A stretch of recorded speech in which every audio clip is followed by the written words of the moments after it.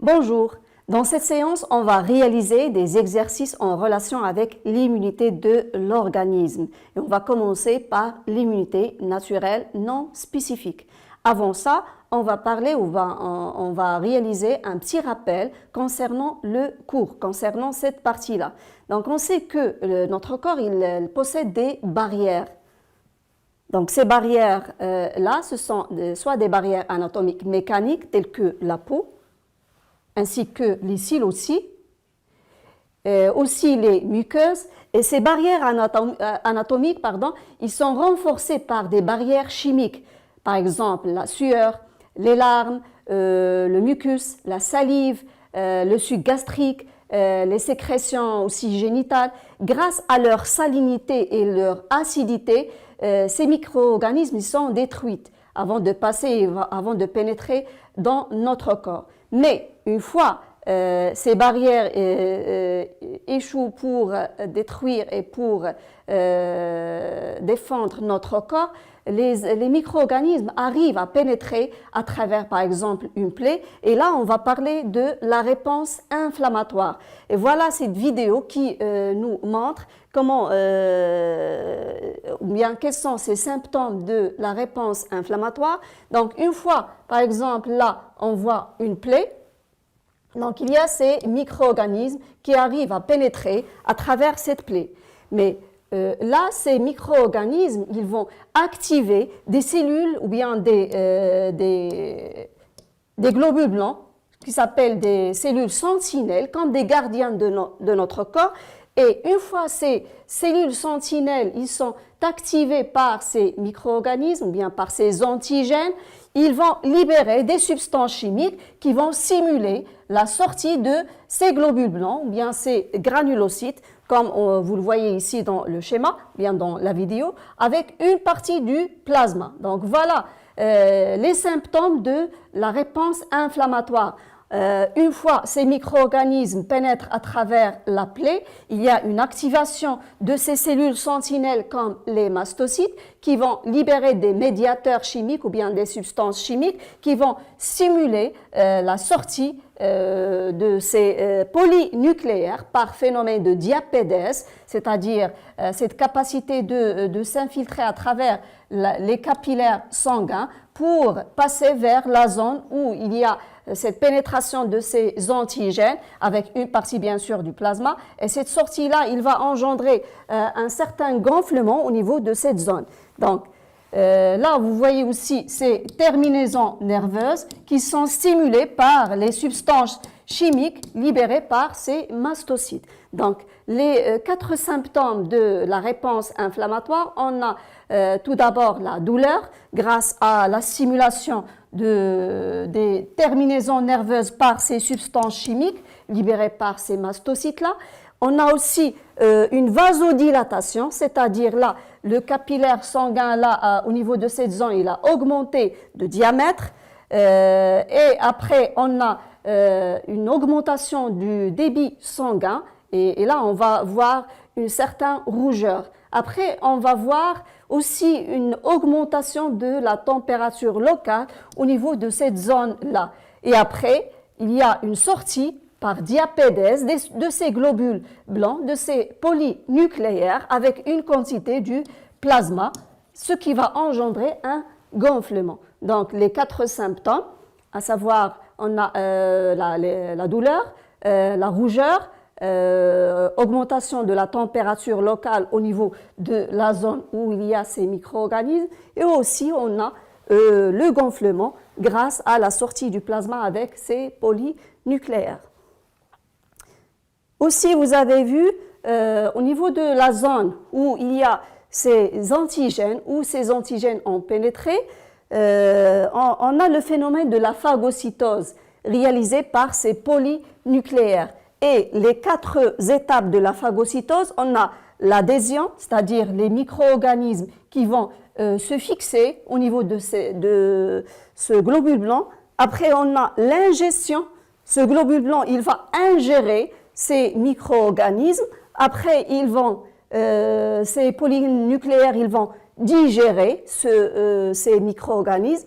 Et la dernière étape de la phagocytose, c'est le rejet de ces débris, de cet antigène-là.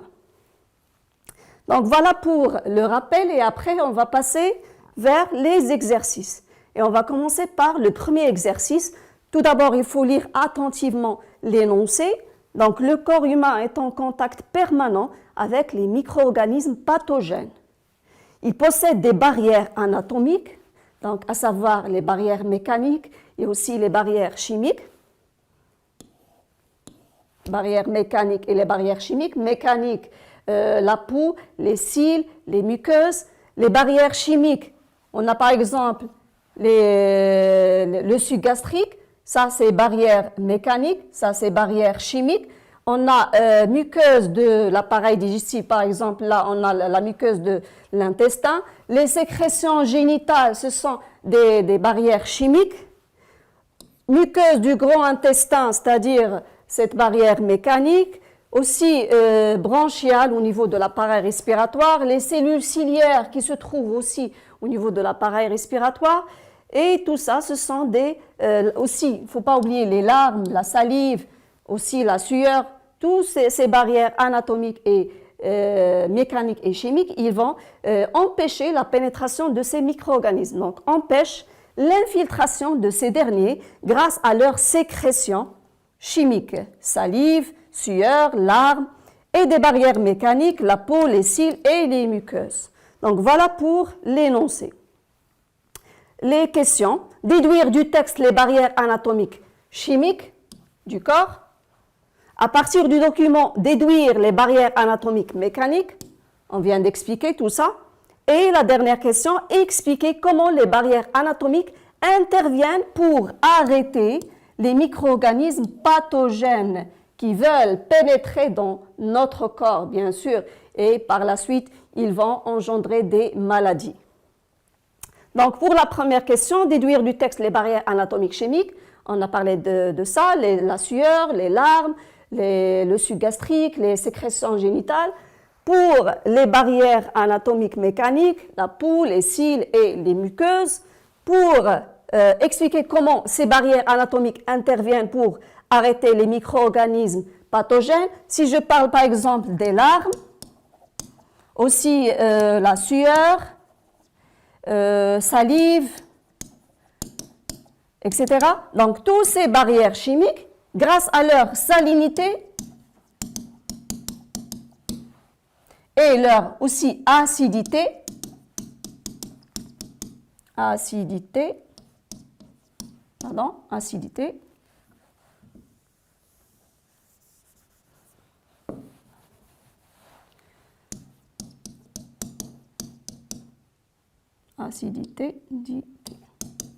voilà. Donc, grâce à leur salinité et acidité, ils vont tuer ces micro-organismes qui veulent pénétrer dans notre corps. Donc, voilà pour les 3 questions. Première réponse, les barrières anatomiques chimiques du corps sont les larmes, la sueur, la salive, le mucus sécrété par les muqueuses, les sécrétions des voies génitales et aussi le suc gastrique qui est trop acide. Les barrières anatomiques mécaniques, on a la peau, les muqueuses, les cils. Les barrières anatomiques mécaniques sont renforcées par les barrières chimiques. Donc voilà, renforcées par les barrières chimiques qui se caractérisent par leur acidité et salinité. Et aussi la présence, il ne faut pas oublier, la présence de la microbiote, ces bactéries utiles qui se trouvent dans notre corps. Par exemple, on a des bactéries qui se trouvent dans l'intestin qui facilitent la digestion, mais aussi qui sont comme des moyens de défense contre les micro-organismes pathogènes aussi. Donc, qui tuent les agents pathogènes qui veulent s'infiltrer dans notre corps. Voilà pour le premier exercice. Et on passe au deuxième exercice. Le schéma du document ci-contre représente le phénomène de la phagocytose. On a parlé du phénomène de la phagocytose, on a vu la petite vidéo qui montre ce phénomène-là. Et voilà ce phagocyte, ce polynucléaire, et avec les différentes étapes de la phagocytose. Légender le schéma, donc on a les 6 termes qu'on doit légender et aussi donner une une définition de la phagocytose. Donner une définition de la phagocytose. Donc, pour la légende, voilà, ça c'est par exemple microbe ou bien bactéries comme type de microbe. Là, ce sont des pseudopodes. Pseudopodes. Des pseudopodes, c'est comme des pieds, des prolongements cytoplasmiques de ce polynucléaire. Et voilà cette phase de adhésion, fixation ou bien accolement. On peut dire soit adhésion, soit fixation, soit l'accolement grâce à ces pseudopodes. Là, on a la phase de l'ingestion. Ingestion, ce polynucléaire, il a ingéré ce microbe, cette bactérie par exemple. Là, on a la digestion grâce à des enzymes digestives, à des lysosomes. Donc, digestion. Et voilà le rejet des débris. Voilà. Donner une définition de la phagocytose. C'est quoi phagocytose? C'est le phénomène, c'est le processus qui permet de phagocyter et de détruire les agents pathogènes de tout type. Et ce polynucléaire, il va phagocyter tout type de microbes sans se spécifier. D'accord? Donc voilà pour les deux questions et voilà les réponses. Donc microbes, pseudopodes, c'est prolongement cytoplasmique, accolement ou bien adhésion. C'est la même chose. Ingestion, digestion et rejet des débris de ce microbe-là ou bien de cette bactérie. Pour la définition, phagocytose, c'est un processus qui joue un rôle dans les défenses de l'organisme contre des infections bactériennes. Et là, on parle de l'immunité naturelle, innée, non spécifique et parasitaire. Elle est alors réalisée par des cellules spécialisées, c'est les phagocytes, comme les macrophages ou bien les granulocytes neutrophiles. Tel est le cas de ce polynucléaire. Voilà pour la deuxième ou bien le deuxième exercice. On passe au troisième exercice. Le document ci-dessous représente des étapes désordonnées qui ne sont pas en ordre de la phagocytose. Pour les classer, on propose les classements suivants. Donc voilà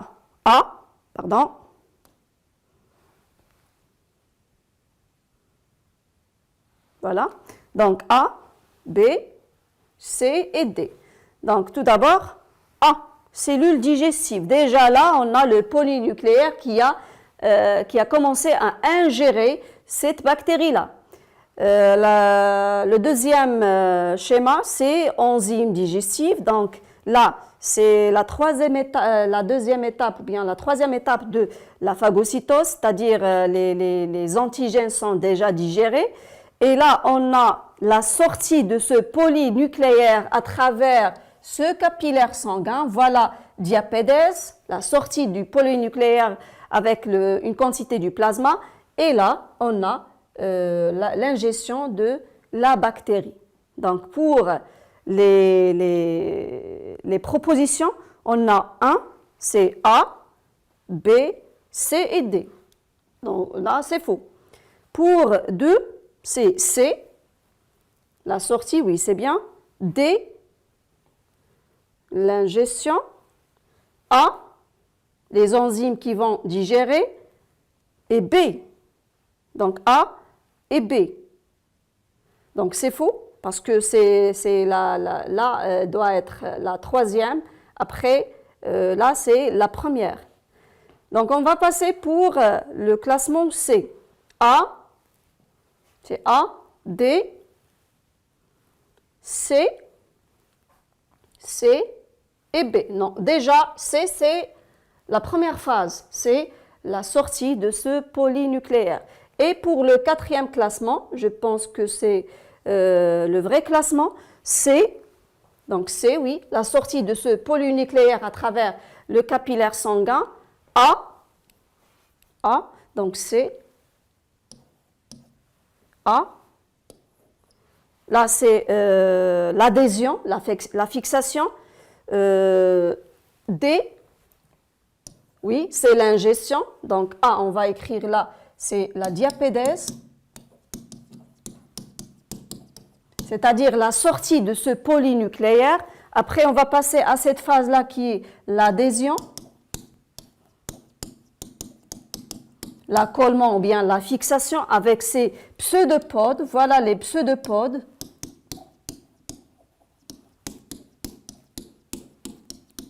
C'est comme des prolongements cytoplasmiques de ce polynucléaire. Il a cette capacité-là. Et là, pour 1, 2, 3 et 4, c'est-à-dire la phase de la digestion. Voilà. Donc A, c'est le bon classement. Et on va voir les réponses. Oui, choisir le bon classement. Voilà. Et 2, conclure les propriétés des polynucléaires. La première propriété, c'est diapédèse. C'est-à-dire cette capacité-là de sortir, de se faufiler, de s'infiltrer à travers ce capillaire sanguin. Ça, c'est diapédèse, avec bien sûr une quantité du plasma. Et la deuxième propriété, donc conclure les propriétés, on a les deux propriétés. La deuxième propriété, c'est cette capacité-là de phagocyter et de digérer bien sûr ces micro-organismes, bien ces agents pathogènes. Voilà la digestion. Et là, on parle de la phagocytose. Donc, on a les deux propriétés, c'est diapédèse et phagocytose, les deux propriétés de ces polynucléaires. Et voilà les réponses. Le bon classement, c'est celui-là, quatrième classement, c'est A, D, B D et B. Et pour les propriétés des polynucléaires, la diapédèse, c'est-à-dire cette capacité de s'infiltrer à travers ce capillaire sanguin pour phagocyter par la suite ces agents pathogènes. Donc les polynucléaires sortent des capillaires sanguins et cette sortie est facilitée bien sûr par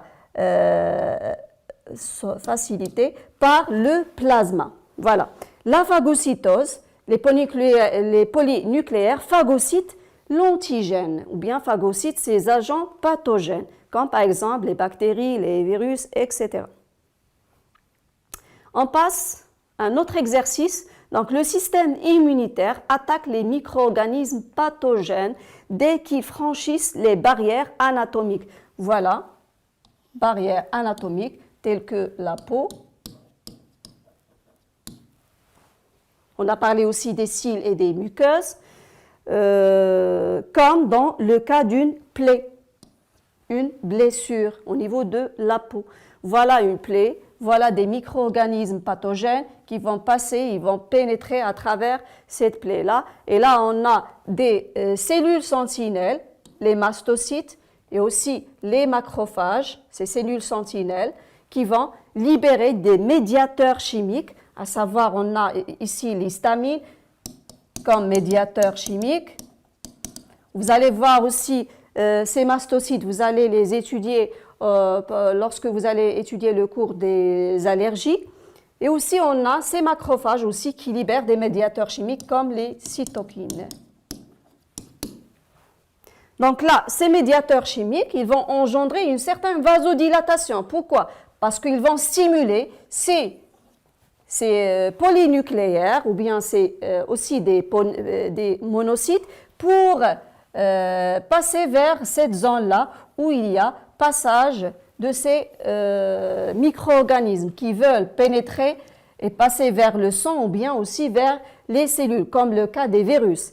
Donc là, on va voir une vasodilatation, une augmentation ici ou bien une dilatation au niveau du capillaire sanguin avec une augmentation du débit du sang pour passer le maximum de ces polynucléaires pour cette zone infectée. Et là aussi, on peut sentir une douleur grâce à ces médiateurs chimiques, grâce à, par exemple, à l'histamine libérée par ces mastocytes. On peut voir aussi une rougeur grâce à l'augmentation du débit du sang au niveau de cette zone-là, et aussi le gonflement grâce à la sortie du plasma avec une quantité des polynucléaires. Donc on va passer aux questions. Donc voilà toujours l'inflammation de la plaie. Et là, on va voir cette zone-là, on va prendre une petite quantité, on va l'observer au microscope. Donc, vu au microscope du pu prélevé au niveau d'une plaie, par exemple là, qu'est-ce qu'on va voir? Des bactéries et des leucocytes. Et lorsque je dis les leucocytes, ce sont les globules blancs, ce sont ces polynucléaires. Donc, le pu, c'est un mélange de leucocytes, de débris, ou bien des globules blancs et aussi des débris de micro-organismes. Et aussi les débris des leucocytes. Parce qu'une fois on voit le pu, et on va déterminer par la suite que ces micro-organismes, ils ont franchi même cette barrière-là, ils vont passer vers le sang et aussi vers les cellules.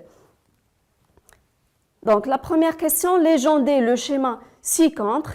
Donc là on a 6 termes à compléter et expliquer la réponse immunitaire inflammatoire correspondante au gonflement, rougeur, température locale et douleur. Et par la suite, décrire la réponse immunitaire des polynucléaires et finalement conclure les propriétés des polynucléaires. Donc là, pour la première question, 1, ce sont des microbes. 2, une blessure ou bien une plaie. 3, c'est la partie superficielle de la peau qui est l'épiderme. 4, c'est un polynucléaire.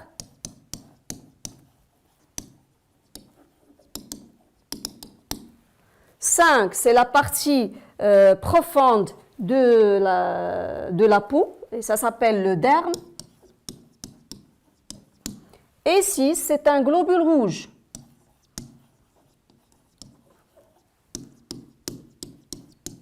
Voilà, pour la première question, on a légendé le schéma. Voilà.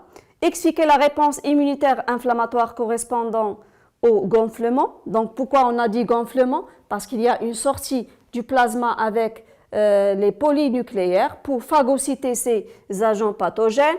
Rougeur, bien sûr, cette zone-là, il y a une augmentation du débit sanguin, ce qui va montrer une certaine rougeur. Température locale, ce débit sanguin qui est très élevé au niveau de cette zone, il va donner par la suite une augmentation de la température au niveau de la zone où il y a la plaie. Et douleur, donc grâce aux médiateurs chimiques libérés par les cellules sentinelles comme les mastocytes, ils vont simuler ces terminaisons nerveuses qu'on trouve au niveau de cette zone-là. On trouve des terminaisons nerveuses qui sont stimulées par les mastocytes qui ont libéré ces substances chimiques comme l'histamine. Décrire la réponse immunitaire des polynucléaires. Donc les polynucléaires, ils vont passer à travers ce capillaire sanguin.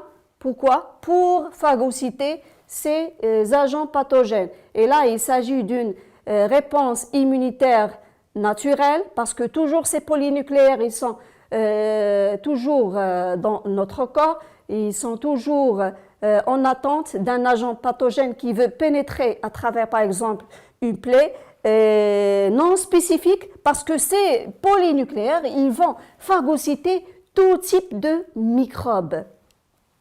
Conclure les propriétés des polynucléaires. Bien sûr, ces polynucléaires, ils ont passé du capillaire sanguin vers cette zone-là pour phagocyter. Et là, ce phénomène, ça s'appelle diapédèse. Et la deuxième propriété, donc voilà la première propriété, la deuxième propriété, c'est ce qu'ils vont phagocyter. Donc ça s'appelle la phagocytose. On peut dire ils vont manger ces micro-organismes. Et là, le terme scientifique exact, c'est la phagocytose. Donc voilà la réponse pour la première question, légender le schéma ci-contre. Donc microbes, plaies, épiderme, polynucléaire, le derme et globules rouges. Pour la deuxième question, expliquer la réponse immunitaire gonflement, sortie du plasma et polynucléaire. Voilà, sortie du plasma avec le polynucléaire qui va donner un gonflement au niveau de cette zone-là. Rougeur parce que là, le débit sanguin au niveau de cette zone elle est très élevé. Donc, il s'agit d'une vasodilatation des vaisseaux sanguins, c'est-à-dire vasodilatation, c'est-à-dire une augmentation du diamètre de ce capillaire sanguin, augmentation du diamètre. Température locale, on voit une augmentation du débit sanguin, plusieurs globules rouges qui vont se rassembler au niveau de cette zone-là, ce qui va donner par la suite une rougeur. Et douleur, stimulation des terminaisons nerveuses par l'histamine sécrétée par les mastocytes ou bien aussi par les macrophages sécrétés, par les cytokines sécrétées par les macrophages. Décrire la réponse immunitaire des polynucléaires. Donc les polynucléaires, ils ont quitté le vaisseau sanguin. Pourquoi? Pour une seule raison, c'est pour phagocyter ces micro-organismes, pour défendre le corps contre les agents pathogènes, contre les microbes. Conclure les propriétés des polynucléaires, on a parlé de la première propriété, diapédèse, et la deuxième propriété, c'est la phagocytose. Donc voilà pour cette séance. Portez-vous bien et à la prochaine.